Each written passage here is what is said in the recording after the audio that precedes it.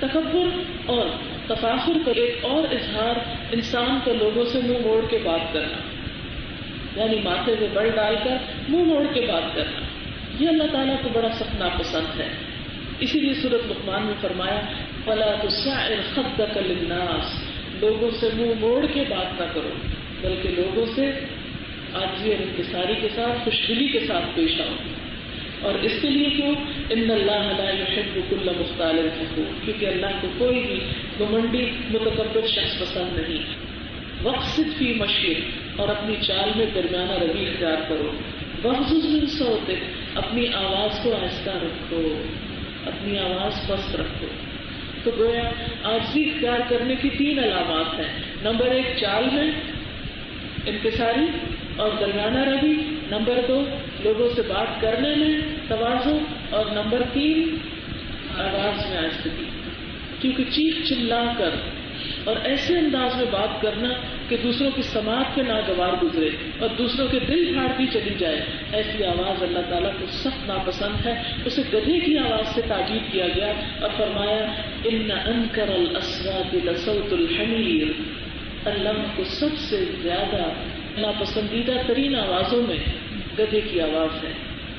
یعنی اللہ تعالیٰ نے تو خیر اس کی بنائی، لیکن بعض اوقات انسان سوچتا ہے کہ اس کی آواز ایسی کیوں بنائی؟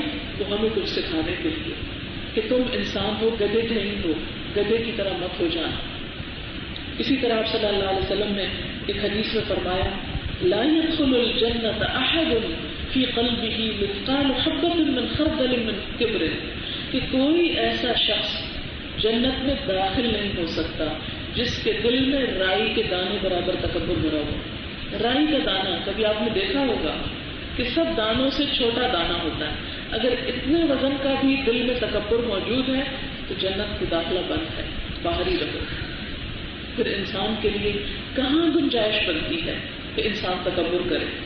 حتیٰ کہ ایک اور حدیث میں آتا ہے قیامت کے دن متکبروں کو میدان حشر میں اس طرح لایا جائے گا جیسے چھوٹی چیونٹیاں ہوتی ہیں آدمیوں کی صورت میں، یعنی ہوں گے انسان لیکن چھوٹی چیونٹیاں جتنے بن جائیں گے، اور ہر طرف سے ان پر ذلت چھا رہی ہوگی، اور وہ دوزخ کے جیل خانہ بولس میں ہانک کر ڈالے جائیں گے. ان پر زبردست جہنم کی آگ غالب ہوگی. ان متکبروں کو دوزخیوں کا دھون پیپ اور لہو پینے کو دیا جائے گا. اب دیکھیں کہ تکبر کرنے سے دنیا میں بھی سزا ہوتی ہے، یعنی دنیا میں بھی انسان عزت کھو بیٹھتا ہے اور اس کے ساتھ ساتھ آخرت بھی اس کی برباد. حتیٰ کہ لباس میں بھی تکبر سے منع کیا گیا. اس کا یہ مطلب نہیں کہ انسان اچھا لباس نہ پہنے، لیکن اگر وہ اچھا لباس اس لیے پہن رہا ہے کہ دوسروں کو حقیر ثابت کرے اور دوسروں کی طرف حقارت کی نظر سے دیکھے اور دوسروں کو احمد سمجھے یا ان کے لباس پر ہنسے یا ان کے لباس کو کرٹیسائز کرے اور خود اس لیے اچھا پہنے تاکہ سب کی توجہ میری طرف ہو جائے، تو یہ بھی تکبر کا ایک اظہار ہوتا ہے. یعنی قیمتی سے قیمتی لباس انسان کے ایمان اور تقوی کو نقصان نہیں دیتا جب تک کہ تکبر نہ ہو. اللہ تعالیٰ نے انسان کو جب نعمت دی تو یہ بھی پسند کیا کہ انسان اس نعمت کو استعمال کرے. اگر رزق حلال سے کوئی اپنے لیے دنیا کی کوئی نعمت یا راحت خریدتا ہے یا استعمال کرتا تو اللہ تعالیٰ کو ناپسند نہیں ہے. قرآن پاک میں اللہ تعالیٰ فرماتے ہیں وَأَمَّا بِنِعْمَةِ رَبِّكَ فَحَدِّثْ، اپنے رب کی نعمت کا اظہار کرو، اسے بیان کرو، اسے چھپاؤ نہیں کہ لوگ تمہیں فقیر سمجھ کر تم پہ صدقہ زکات کرنے لگے. اس کا اظہار کرو، لیکن اظہار تکبر میں نہ بدلے. اس لیے اظہار نہ کرو کہ تم سب سے اونچے نظر آؤ اور باقی تم سے چھوٹے ہو جائیں. نہیں، تم اپنے طور پر اس رب کی نعمت کے شکرانے کے طور پر خود بھی اس کو استعمال کرو اور اپنے دل کو خوشی پہنچاؤ، لیکن اس کا یہ مطلب نہیں کہ دوسروں کے دلوں کو دکھی کرو. پھر اسی طرح آپ دیکھیں کہ تکبر جو ہے یہ دراصل انسانی معاشرے کے اندر بے چینی پیدا کرتا ہے. جب کچھ لوگوں کا رویہ تکبر کا ہوتا ہے تو دوسرے انسانوں کو وہ انسان نہیں سمجھتے، اور جس معاشرے کے اندر اونچ نیچ ہو جاتی ہے اس معاشرے کے اندر سکون ختم ہو جاتا ہے. آپ دیکھیں کہ عموماً اس بات کا شکوہ کیا جاتا ہے کہ جہاں کے حالات جو ہیں وہ بہت خراب ہیں اور کوئی امن و اطمینان نہیں اور بہت بدحالی ہے اور قتل و غارت ہے. کبھی سوچا کہ یہ کس کیریکٹر اور کس کردار سے یہ چیز پیدا ہوئی اور یہ ایسا کیوں ہوا؟ اس کی وجہ کیا ہے؟ اس کے پیچھے کیا نفسیات کام کر رہی ہے؟ اس میں دونوں طرف کا قصور نظر آتا ہے کہ کچھ لوگوں نے کچھ لوگوں کو انسان نہیں سمجھا، ان کے حقوق بھول گئے، اور دوسرے لوگوں نے ان کی ناقدری کی، انہوں نے ان سے بری طرح انتقام لیا اور انسان کو جانوروں سے بھی ذلیل کر کے رکھ دیا، کہ راہ چلتے گولیوں سے خون ڈالتے ہیں۔ آپ دیکھیں کہ کبھی آپ یہ نہیں دیکھیں گے، کبھی نہیں سنیں گے کہ ایک بکری نے بکری کو مار ڈالا۔ جانور بھی لڑتے ہیں، سینگ لڑاتے ہیں، لیکن بس سینگوں کی حد تک۔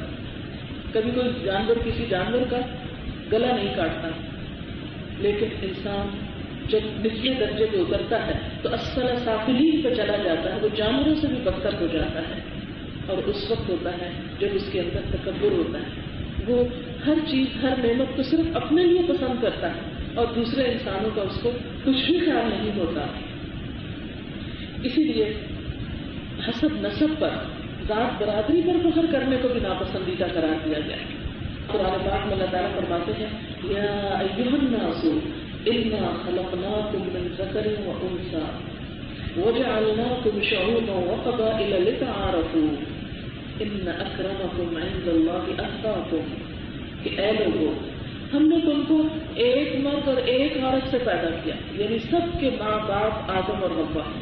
اس وقت ہم جتنے لوگ یہاں بیٹھے ہوئے ہیں، ہم کسی نہ کسی ناطے سے ایک دوسرے کے رشتے دار ہیں، ہم سب کا ایک رشتہ ہے، ہم سب کے باپ دادا کسی نہ کسی لائن میں جا کے اکٹھے ہو جاتے ہیں، اور وہ آخر میں جا کے آدم اور حوا پہ سب اکٹھے ہو رہے ہیں، لیکن ہم اس رشتے کو بھول گئے ہیں کہ میرا بھی آپ کے ساتھ ایک رشتہ ہے، آپ کو میرے ساتھ ایک سڑک پر چلتی ہوئی مرسڈیز میں بیٹھ کر جانے والے کا رشتہ ہے اس سے جو سڑک پر بیکاری بیٹھا ہوا ہے، اس سے رشتہ ہے اس کا، لیکن وہ اپنا رشتہ بھول گیا، اس پہچان کو اس نے فراموش کر دیا، اس نے اپنی پہچان صرف اپنی دولت بنا لی۔ نہیں، ہماری پہچان صرف اللہ کی دی ہوئی کوئی ایک نعمت نہیں، ہم سب انسانیت کے ایک رشتے میں پروئے ہوئے ہیں۔ اسی لیے آپ صلی اللہ علیہ وسلم نے فرمایا تھا کسی عربی کو کسی اجمی پہ کوئی فضیلت نہیں، کسی گورے کو کسی کالے پر کوئی فضیلت نہیں، کسی مرد کو کسی عورت پر کوئی فضیلت نہیں، اور باعث ورثہ بھی یہ باتیں فرمائی۔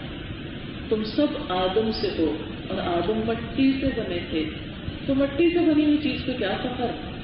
تم سب کی اصل تو مٹی ہے، مٹی سے بننے والا انسان، پھر نطفے سے پیدا ہونے والا انسان، اس حقیر پانی سے پیدا ہونے والا انسان اگر تکبر کرے گا بھی تو کہاں پہنچے گا تکبر کر کے؟ اس لیے کہ تکبر تو صرف اللہ کی شان ہے، بڑائی تو صرف اس کو دیبا ہے جو حقیقت میں بڑا ہے، ہم جیسے کو بڑائی کہاں دیبا۔ اسی لیے ہم دیکھتے ہیں کہ ہر نماز میں اور نماز کے ہر سٹیپ میں ہم سے کیا مانگا گیا؟ اللہ اکبر۔ کتنی دفعہ دن میں یہ کلمہ کہلوایا جاتا ہے کہ لوگوں مان لو بڑا صرف وہ ہے، سب سے بڑا وہ ہے اور تم بندے ہو۔ اسی لیے فرمایا وَعِبَادُ الرَّحْمَنِ الَّذِينَ يَمْشُونَ عَلَى الْأَرْضِ هَوْنًا، کہ رحمان کے بندے زمین پر آہستگی سے چلتے ہیں، عاجزی اور انکساری سے چلتے ہیں، اور پھر اسی عاجزی اور انکساری کا اثر ان کی زبان میں بھی آ جاتا ہے۔ اسی لیے دوسری صفت کیا بتائی گئی؟ وَإِذَا خَاطَبَهُمُ الْجَاهِلُونَ قَالُوا سَلَامًا، کہ جب جاہل لوگ ان سے ہم کلام ہوتے ہیں، اکھڑ پن کا مظاہرہ کرتے ہیں، تو وہ جواب میں اکھڑ پن نہیں کرتے، وہ کہتے ہیں تم کو سلام ہو۔ اب اس کا کیا معنی ہے؟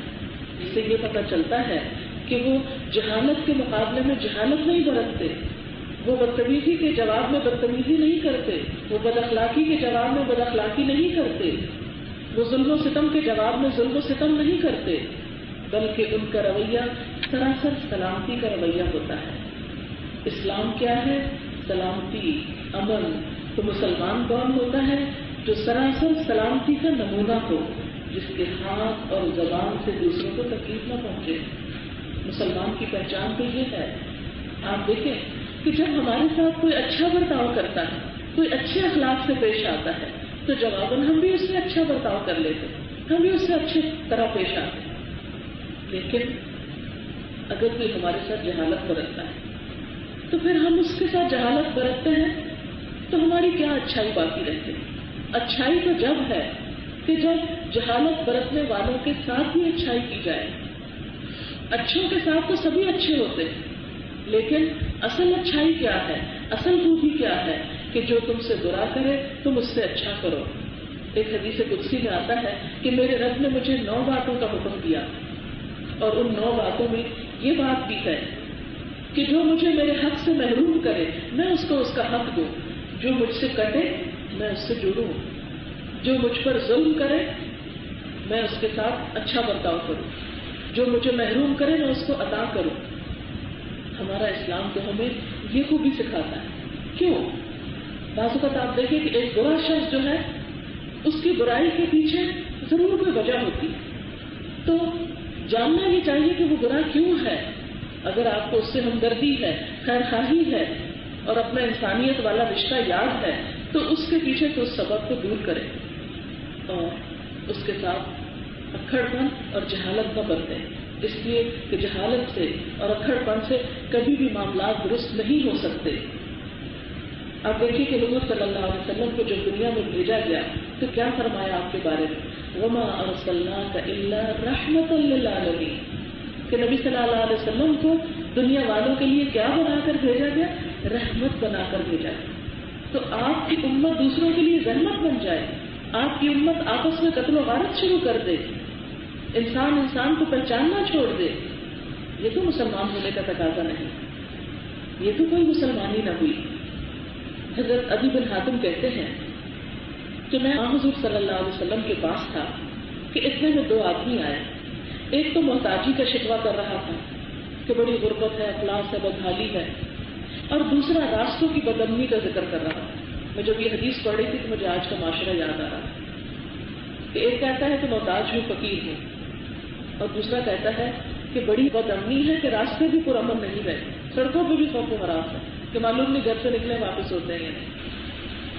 اتنے میں آپ صلی اللہ علیہ وسلم نے جواب میں فرمایا کہ راستہ اس کی بے امنی تو تھوڑے دنوں کی بات ہے, جب مکہ تک قافلہ روانہ ہوگا تو کوئی ضمانت کے طور پر ساتھ نہ ہوگا, یعنی اتنا امن ہو جائے گا.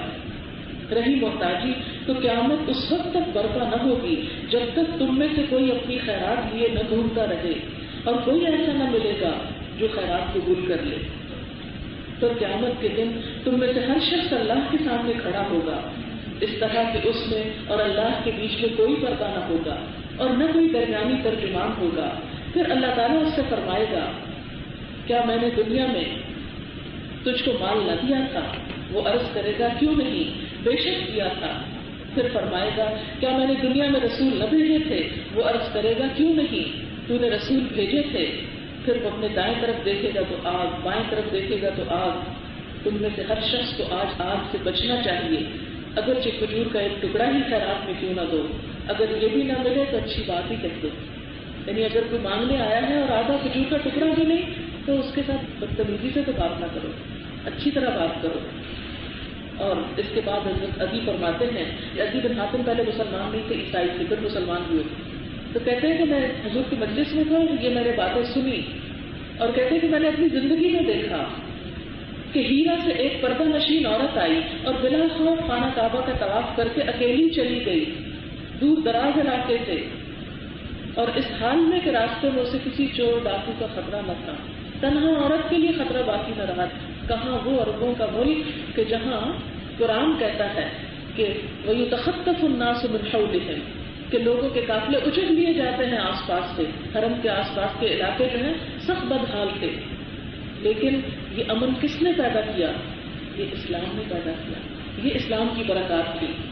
اور پھر کہتے ہیں کہ کسریٰ بن ہرمز کا خزانہ کھولا گیا. کسریٰ جیسا کہ آپ جانتے ہیں کہ ایران کے بادشاہ کا لقب تھا. جب مسلمانوں نے ایران فتح کر لیا تو وہ خزانہ ان کے ہاتھ آیا اور کہتے ہیں کہ میں اس کے کھولنے میں شریک تھا. جب وہ حضور سے یہ بات سن رہے تھے تو اس وقت وہ سوچ بھی نہیں سکتے تھے کہ یہ بات میری آنکھوں کے سامنے ہوگی.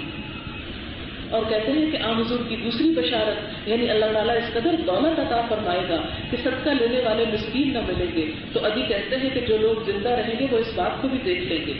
چنانچہ اس دور کے بعد جو لوگ آئے انہوں نے اس چیز کو اپنی آنکھوں سے دیکھا. یہ بشارت تھی جو نبی صلی اللہ علیہ وسلم نے ریگستان میں بسنے والے ان لوگوں کو دی تھی کہ جن کے پاس کھانے کو صرف چند خشک کھجوریں ہوتی تھیں, جن کو دنوں تک پانی نہیں ملا کرتا تھا پینے کے لیے, اور جن کو سونے کے لیے کوئی پرسکون بستر میسر نہ تھا، لیکن ایسی خوشحالی آئی کہ ہر شخص خیرات لے کر پھر رہا ہے لیکن لینے والا کوئی نہیں۔ یہ کیسے ہو گیا؟ یہ حالات کیسے پلٹے؟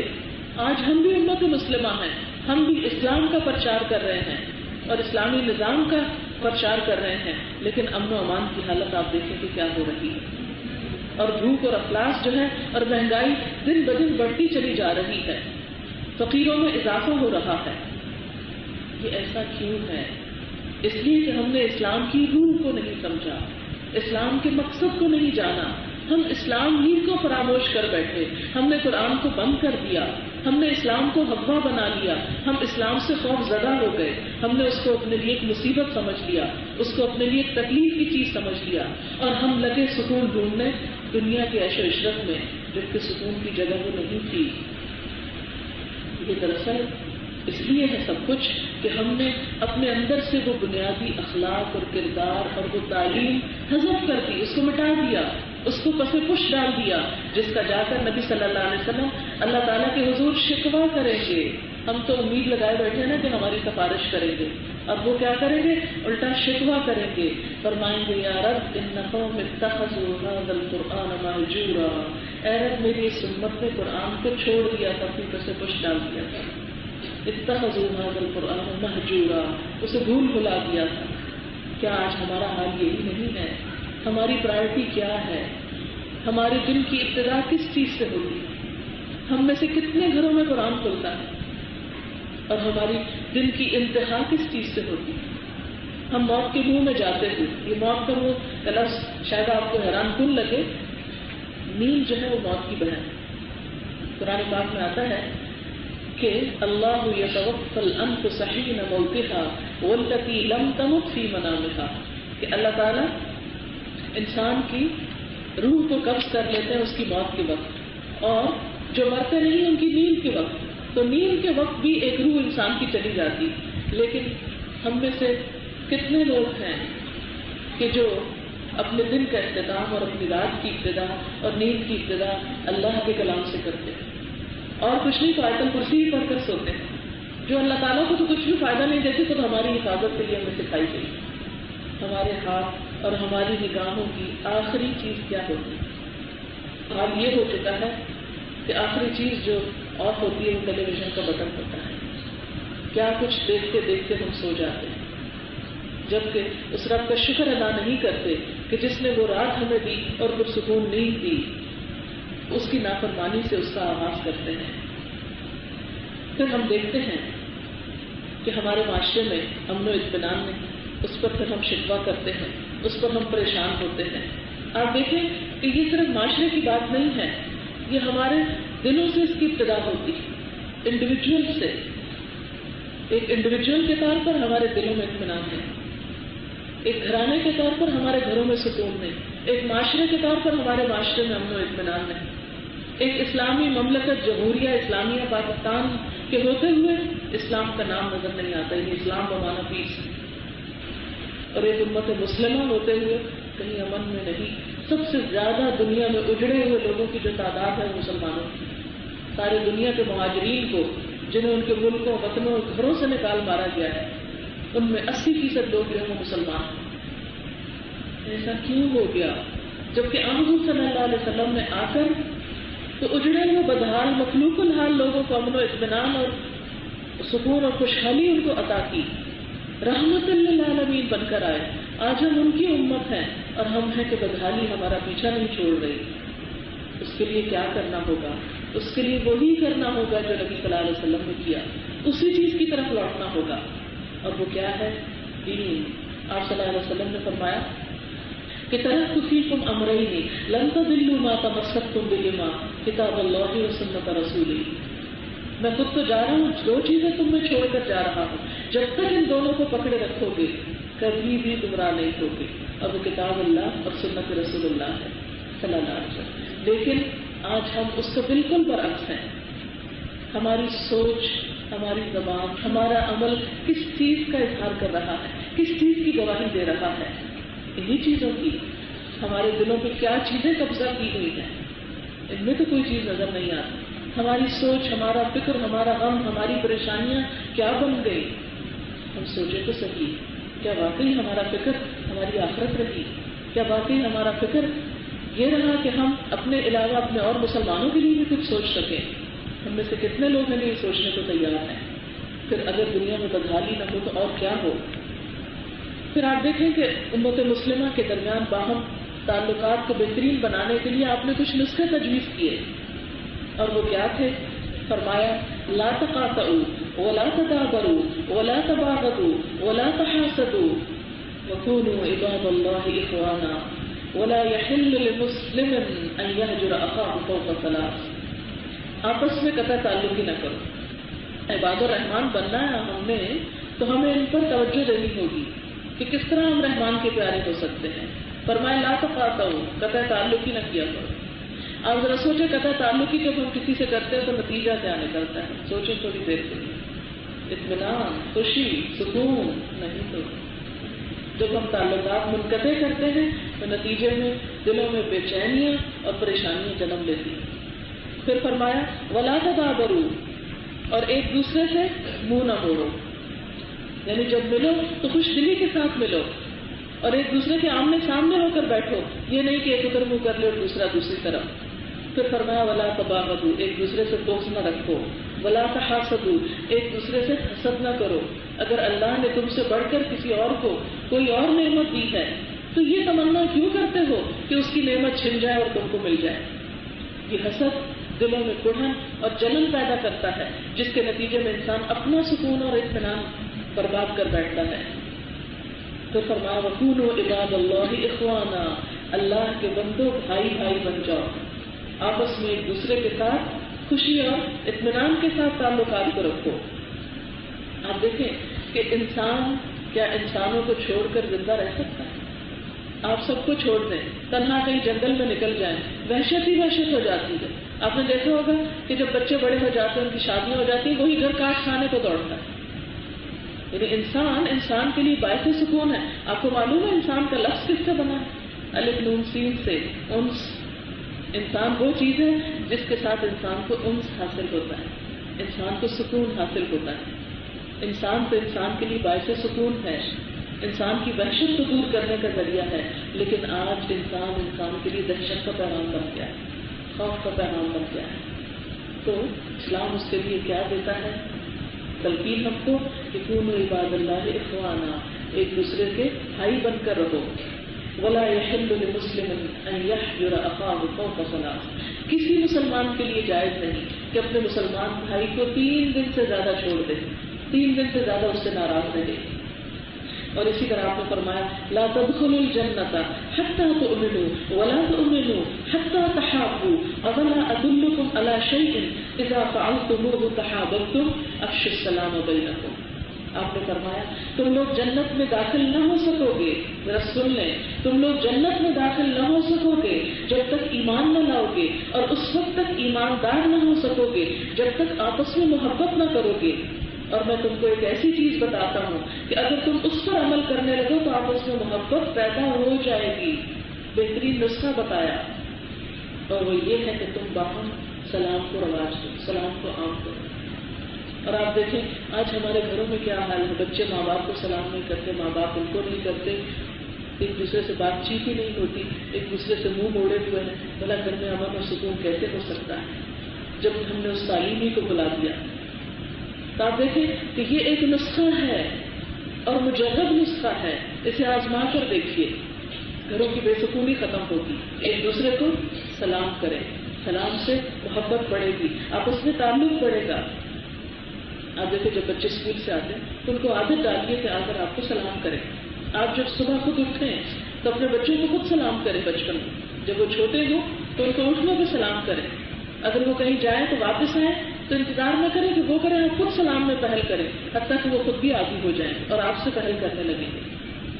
آپ دیکھیں کہ وہ بھی کوئی زندگی ہے کہ ماں باپ اٹھے اور وہ اپنے کام کو نکل گئے، اولاد اٹھی تو وہ اپنے کام کو نکل گئے. ماں باپ ہیں تو ان کی اپنی دلچسپیاں، اولاد ہے تو ان کی اپنی دلچسپیاں، اور دونوں کا آپس میں کوئی تعلق ہی نہیں. اسی طرح اسی چیز کو تعلق کو بڑھاتے چلے جائیں تو مسلمان کا مسلمان سے تعلق نہ ہو اور ایک دوسرے سے ملے تو گھٹے ہوئے دل کے ساتھ ملے. جب ہم کسی کے ساتھ گھٹے ہوئے دل سے ملتے ہیں تو دوسرے کو کیا تکلیف ہوگی، اس سے پہلے تو ہم خود تکلیف کا شکار ہیں. تو ان گروہوں کو کھول ڈالیے اور اس کے لیے آگے بڑھیے. اور اس کے لیے کیا فرمایا، جو آگے بڑھے گا، جو پہل کرے گا، اس کے لیے 30 نیکیاں. اس بات کا انتظار نہ کیجیے کہ کوئی آپ کو کرے، آپ آگے بڑھیے اور خود پہل کیجیے. اور کہیں کہ اگر اب تک بچوں کو نہیں کیا یا اب تک گھر میں اس کا رواج نہیں ڈالا یا اپنے ملنے جلنے والوں کے ساتھ، تو اب سے رواج ڈالیے. یہ چھوٹی چھوٹی سنتیں جو ہیں یہ دلوں کی بہار ہیں. پھر اسی طرح آپ دیکھیں کہ سلام ہی کے بارے میں آپ صلی اللہ علیہ وسلم نے فرمایا، یا ایھا الناس افشوا السلام واطعموا الطعام وصلوا باللیل والناس نیام تدخلوا الجنۃ بسلام. اے لوگوں، سلام کو رواج دو، غریبوں کو کھانا کھلاؤ، جب لوگ سو رہے ہوں تو نماز پڑھو، جیسے فجر کی نماز اور عشاء کی نماز، اور اس کے ساتھ تہجد بھی، تو سلامتی کے ساتھ جنت میں داخل ہو جاؤ. اگر اس منزل تک پہنچنا چاہتے ہو تو یہ عادتیں اپنے اندر پیدا کر لو. پھر اسی طرح آپ دیکھیں کہ نمازوں کے اندر خشوع بھی انسان کے اندر عاجزی اور انکساری پیدا کرتا ہے. اور جب بندہ رب کے سامنے عاجزی کے ساتھ کھڑا ہوتا ہے تو پھر بندوں کے ساتھ بھی عاجزی پیدا ہوتی ہے. اور 5 دفعہ دن میں اس کی پریکٹس کروائی جاتی ہے. جو شخص 5 دفعہ دن میں نماز میں خشوع اختیار کرے، بھلا یہ کیسے ہو سکتا ہے کہ پھر وہ کسی کے ساتھ بات چیت میں عاجزی اختیار نہ کرے. اگر کوئی شخص نماز بھی پڑھتا اور اکھڑ پن کا مظاہرہ کرتا ہو، تندخو اور بد مزاج ہو، تو اس کا مطلب اس کی نماز اس پہ کچھ بھی اثر نہیں کرے گی. کیونکہ نماز کی تو پہچان کیا ہے، قد افلح المؤمنون الذین هم فی صلاتهم خاشعون، کہ فلاح پا گئے مومن جو اپنی نمازوں میں خشوع اختیار کرتے ہیں، یعنی عاجزی اختیار کرتے ہیں. تو عاجزی کا سبب تو ہر نماز ہم کو دیتی ہے. پھر اسی طرح کامیاب ہونے کی دوسری صفت جو ہے وہ کیا ہے، وَإِذَا سَمِعُوا اللَّغْوَ أَعْرَضُوا، اور سورۃ المؤمنون میں وَالَّذِينَ هُمْ عَنِ اللَّغْوِ مُعْرِضُونَ. اور ابھی عباد الرحمان کی صفات میں بتایا کہ وَالَّذِينَ لَا يَشْهَدُونَ الزُّورَ وَإِذَا مَرُّوا بِاللَّغْوِ مَرُّوا كِرَامًا، کہ وہ لوگ لغو کے پیچھے نہیں پڑتے، لغو سے گزر جاتے ہیں. لغو باتوں سے ان کو کوئی دلچسپی نہیں ہوتی. آپ صلی اللہ علیہ وسلم نے بھی فرمایا کہ من حسن اسلام المرء ترکہ ما لا یعنیہ، انسان کے اسلام کا حسن یہ ہے کہ وہ لا یعنی چیزوں کو چھوڑ دے. اور لغو ہر وہ چیز جس کا نہ دنیا میں کوئی فائدہ نہ آخرت میں کوئی فائدہ. اور لغو کا ایک سب سے بڑا نقصان یہ کہ جب انسان اس میں مبتلا ہوتا ہے تو دین کی وہ خوبصورت چیزیں اور وہ خوبصورت صفات اور عادات کے لیے اس کے پاس وقت ہی نہیں رہتا، نہ دین سیکھنے کا وقت، نہ دین پریکٹس کرنے کا وقت، اور نہ دنیا میں امن و سکون اور نہ آخرت میں. پھر اگلی صفت جو بتائی گئی عباد الرحمان کی، والذین یبیتون لربہم سجدا وقیاما، جو اپنے رب کے حضور سجدے اور قیام میں راتیں گزارتے ہیں. ایک اور جگہ پر آتا ہے انما یؤمن بآیاتنا الذین اذا ذکروا بها خروا سجدا وسبحوا بحمد ربہم وهم لا یستکبرون تتجافى جنوبهم عن المضاجع یدعون ربهم خوفا وطمعا ومما رزقناهم ينفقون، کہ ہماری آیتوں پر وہی ایمان لاتے ہیں جنہیں جب کبھی نصیحت کی جاتی ہے تو وہ سجدے میں گر پڑتے ہیں اور اپنے رب کی حمد کے ساتھ اس کی تصویر بیان کرتے ہیں اور تکبر سے دور رہتے ہیں. ان کی کروٹیں بستروں سے الگ رہتی ہیں، اپنے رب کو خوف اور امید کے ساتھ پکارتے ہیں. جو کچھ ہم نے ان کو دے رکھا ہے اس میں سے خرچ کرتے ہیں. کوئی نفس نہیں جانتا کہ جو کچھ ہم نے ان کی آنکھوں کی ٹھنڈک کے لیے پوشیدہ کر رکھا ہے، جو کچھ وہ کرتے تھے یہ اس کا بدلہ ہے. یعنی عباد الرحمان کی اگلی صفت پھر کیا ہوئی کہ جو راتوں کو اپنے رب کے حضور سجدے کرتے ہیں. یعنی وہی شخص اس کی پابندی کر سکتا ہے جو لفظ سے اپنے آپ کو بچا کے رکھے. اگر ہماری راتیں فضولیات میں گزرتی ہیں تو کیا ہوگا، عشاء کی نماز کو اس لمحے میں بیٹھ کے دیر کی، تاخیر کی، تھکے ہارے، مصیبت کے مارے کھڑے ہوئے، جب ہاتھ باندھے تو جو نظارے سارا وقت دیکھتے رہے وہی آنکھوں کے آگے گھومنے لگے اور انہی کے ساتھ تصور میں پھر سلام پھیر دیا اور پھر فجر کے وقت آنکھ کہاں سے کھلے گی. اس لیے کہ جب دیر سے سوئیں گے تو صبح اٹھ ہی نہیں سکیں گے. اور تہجد تو وہ خانے میں نہیں، وہ تو عبادت گزار صوفی قسم کے لوگوں کے لیے ہوتی ہے، ہمارے لیے تھوڑی ہے. نہیں، عباد الرحمان کبھی کبھار اس کا بھی اہتمام کرتے ہیں.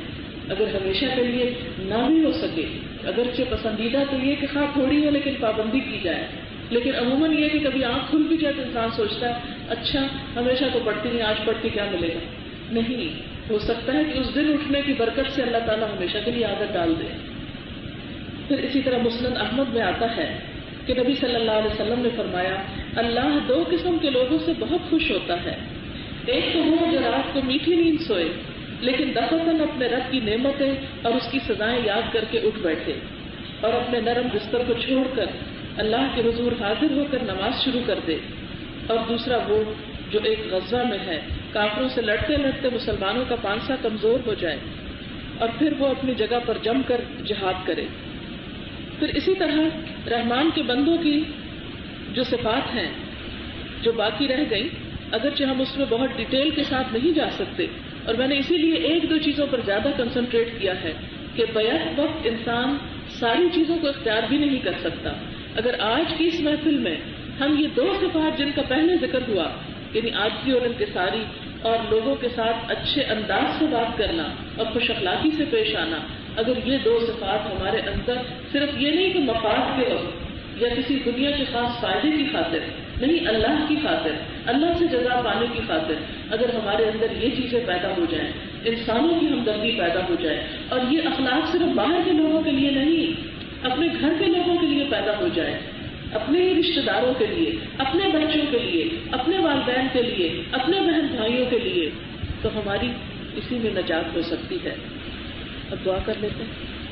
سبحان اللہ و بحمدہ عدد خلقہ ورضا نفسہ وزنة عرشہ ومداد کلماتہ سبحان اللہ العظیم. اللہم صل علی محمد وعلی آل محمد كما صليت على إبراهيم وعلى آل إبراهيم إنك حميد مجيد. اللهم بارك على محمد وعلى آل محمد كما باركت على إبراهيم وعلى آل إبراهيم إنك حميد مجيد.